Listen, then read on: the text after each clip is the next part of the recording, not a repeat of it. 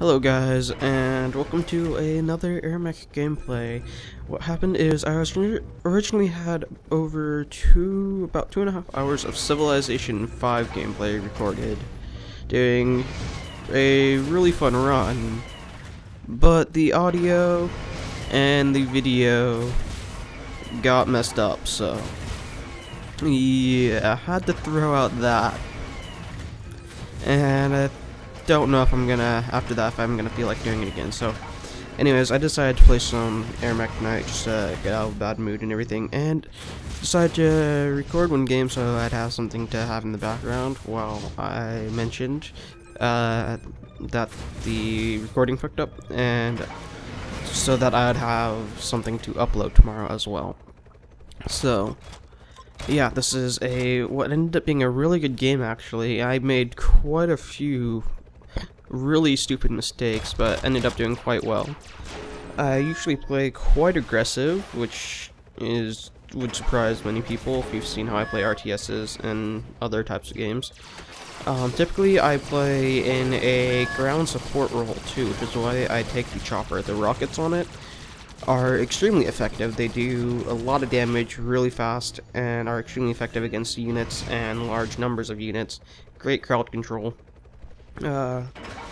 Only really rivaled by the bombs that you could build and buy and drop, and the bombs ability and all that stuff, but that is better against actual single units than it is against large waves of multiples. Right now, it's just really early pushing, and yes, obviously this is post-commentary. It's just, if you haven't been able to tell already, I am actually holding the mic right now because I don't want to move over the peanut jar that I've been using as a stand for now. Anyways, actually trying to communicate, but I don't remember how to use TeamSpeak. And what I'm doing right now is, because I'm aggressive, and the middle base in this map is really hard to hold and ends up being just a war of attrition and a siege warfare, and relies on speed a lot, which the chopper lacks. Since it relies on speed so much, I wonder if moving forward is going to come up in the audio. I hope not. But since speed comes into play such a large role in holding that, it's actually better for me to clear these bridges and leave two buckies there to cover them against enemy advances and give us an early scout, pretty much. And use their long-range outrange the defenses on the bridge and push through. Once those bridges are clear, it'll allow us to send units down them, and it's a lot easier to mass the units up at the base where they're being built and where you're being healed and everything, and where you could defend them before you send them out. So right here, because my teammate's pushing the middle base so hard, actually playing quite aggressive well, which is nice, I'm helping out a bit since it doesn't take a whole lot. First blood. Getting first blood. I don't know why they're using the Unreal sounds, but it's hilarious and pretty awesome. But since it doesn't take a whole lot to actually push those bridges, especially because the buckies outrange and do quite a good amount of damage, one or two should clear it out relatively quickly. You just have to go over there, excuse me, and keep moving it up so that way it stays in range, because they just barely outrange stuff now. Or they used to outrange stuff quite significantly. Let's see there. I don't know if it was outranging it there actually, but it was it's at least able to negate its damage by being in an odd fire arc. And yes, firing arcs and terrain and cover do matter in this game, amazingly. Rockets won't just go through hills and other stuff. They're being fired from a lower area. They won't simply follow the terrain and go up and over the hill. The rounds will also impact against terrain, as you can see, so if your aim is off, or if you're in a lower area, or if you're not at the right angle, it will actually make it completely pointless to even fire. So right here, I have a lot of buckies going to help clear out the bridge right here, because I want to get it cleared out early, and to serve as defense, as well as to be able to reposition them. It's good that I just made locks. We're able to quickly reposition them over there to the center base to act as a shield in the event that they take it and start pushing through from it. We also have the, I think it's called the lunchbox, which is a thing that recharges your base health and gives it a shield. It's extremely effective. I haven't used it before and it's on rotation, and finally tried it out. Oh my god, it is great. And you can see the effect, not there actually. Coming up here in a second, you'll be able to see the effectiveness of those rockets. They just rape face against enemy mechs, and against swarms even. See, as you can see right there, I was shooting at them, but nothing was happening. And nope, never mind. I think it's another time. Get sniped here. I die a lot coming up. But yeah, the way this game ends, I pretty much win this game single-handedly. My teammate mainly keeps them occupied and prevents them from noticing something that happens. I don't want to spoil it until it's too late. But yeah, I really felt good when I finished this game, especially because all these guys were twice my skill, twice my level, which supposes that they're a lot more experienced and they're a lot higher rank. They also have a lot more unlocked than I do. About half my stuff is the default stuff. I've unlocked the Bucky, the Creeper, and then I think I've unlocked my mech and my pilot, and the rest is stuff on trial, I think. So, yeah. It does take quite a while to earn everything in this. And then here's after finally clearing the bridge, you don't want to leave it defenseless, because then the enemy can just push up it as well. They're focusing on the center, so initially I'm going to leave the two Buckies there, but I decided to leave one on the other side of the bridge, and the other there to just stall, hopefully, and the other to spot. And as you can see, they give pretty good vision. We have pretty early warning if they do try to push up through the bridge. And here's the rockets where they're extremely effective. Just able to go in, snipe the unit, and I would have been able to get out if I flew the right direction, but I was off a bit and wasn't able to get over the base and was quickly sniped. They're also extremely good at taking down heavier vehicles and heavier units, because I think the weapon type is heavy, so it's not negated by any sort of armor, as well as doing a good level of damage. It does drain your energy extremely quickly. And here's where I'm just an idiot, not wanting to use my missiles in case an enemy comes by, and so I'd have energy to engage them. I end up getting owned by the turret.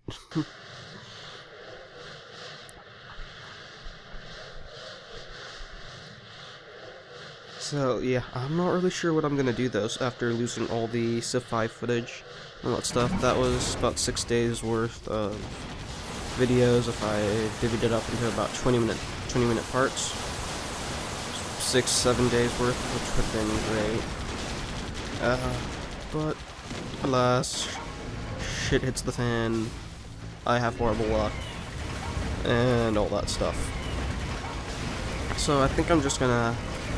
I might do some Minecraft or something. I would do it tonight after I'm done with this, but it is cold and I don't want to turn the heater on. It's getting expensive to run the heater every night, and yeah. And some of you may be thinking, well, how cold is it? Well, I'm a desert rat, and when I'm in my house, I like it to be above 65. Below 65 is cool, below 60 is freezing for me, and then below that is fucking abysmal.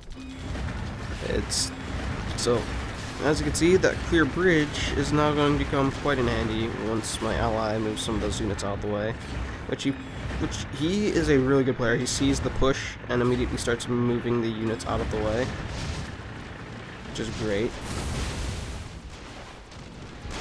Thinks I'm gonna push towards that base at first, but that's what they'd expect. I'm sitting here taking the fire from my units and clearing a lot of their units out as well. And they promptly ignore the push, which they obviously spotted, once it's past the center. That is their fatal mistake. You don't ignore that many tanks, no matter what type of tank they are.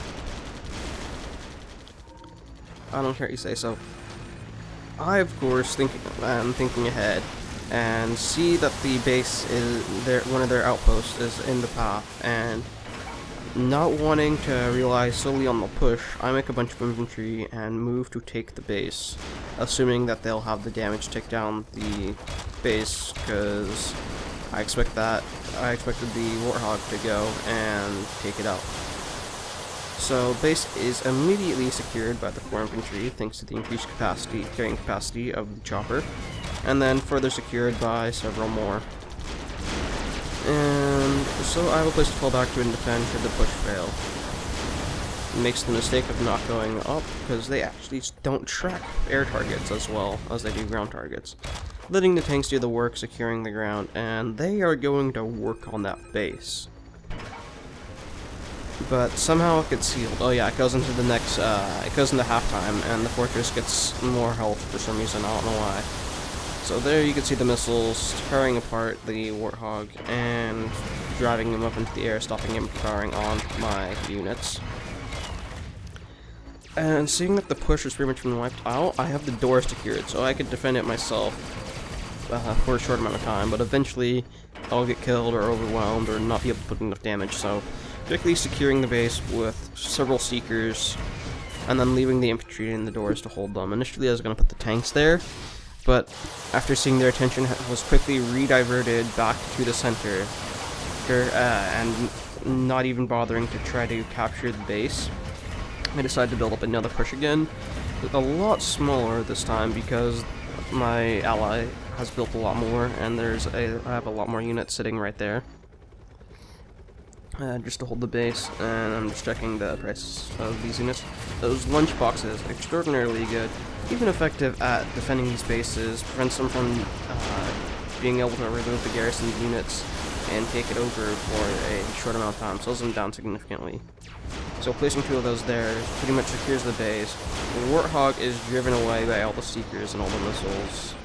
Same with the, I think it's a Neo, or I can't tell. It's hard to tell the Neo and the Striker apart sometimes. I think it's the Neo, because the Striker's default color is red and the Neo's default color is blue, if I remember. Actually, it doesn't matter, because that's team color, so again, little push, 6 tanks, yeah. Somehow, this is what gets them. I don't know how, but it's what gets them.